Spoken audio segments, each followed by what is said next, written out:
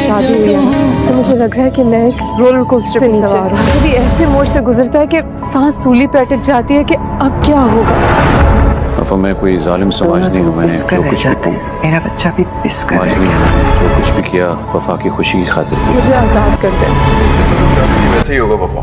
कैसे यकीन जनाब, जो कहोगी वो करूँगी। पड़ेगी मुझे आजाद कर दे। अब तुम्हें कभी मेरी सूरत देखनी नहीं पड़ेगी। वफा शिफा की वजह से सालिस से इस कदर बदगुमान हो चुकी है कि उसने सालिस को साफ कह दिया है कि अब वो उसके साथ नहीं रहना चाहती है और सालिस को उसे छोड़ देना चाहिए।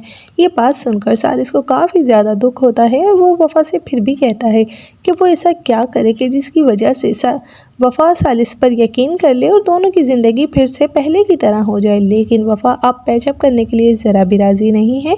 वो सालिस को साफ लफ्ज़ों में कहती है कि वो उसके साथ नहीं रहना चाहती, लिहाजा सालिस को उसे छोड़ देना चाहिए। ये बात सुनकर सालिस काफ़ी ज़्यादा दुखी हो जाता है और वफा को कॉल कर यही कहता है कि जैसा वो चाहती है ऐसा ही होगा और अब सालिस उसकी ज़िंदगी से चला जाएगा, लेकिन उसे डिवोर्स नहीं देगा। सालिस अपनी ज़िंदगी ख़त्म करने के लिए वफ़ा को कहता है। वफ़ा इस बात को भी झूठी धमकी समझती है, लेकिन जब सालिस का एक्सीडेंट होता है तो वफ़ा को एहसास होता है कि वो किस कदर शदीद मोहब्बत करती है सालिस से और ना ही वो उसके बिना रह सकती है। और वफ़ा जब सालिस के एक्सीडेंट का सुनती है तो दीवानों की तरह उसके लिए भागती है और रोती है। जैसे ही वफ़ा की यह हालत होती है तो उस्मान को भी समझ आ जाता है कि वफ़ा किस कदर मोहब्बत करती है सालिस से और शिफा इन दोनों के बीच में दूरियां पैदा कर रही है।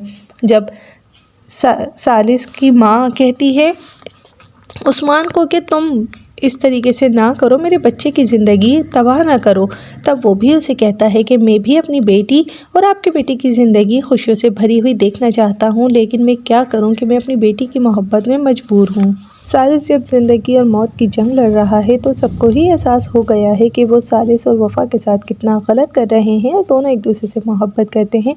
अगर वो दोनों एक दूसरे से नाराज़ थे तो घर वालों ने भी उन्हें मिलाने की कोई कोशिश नहीं की।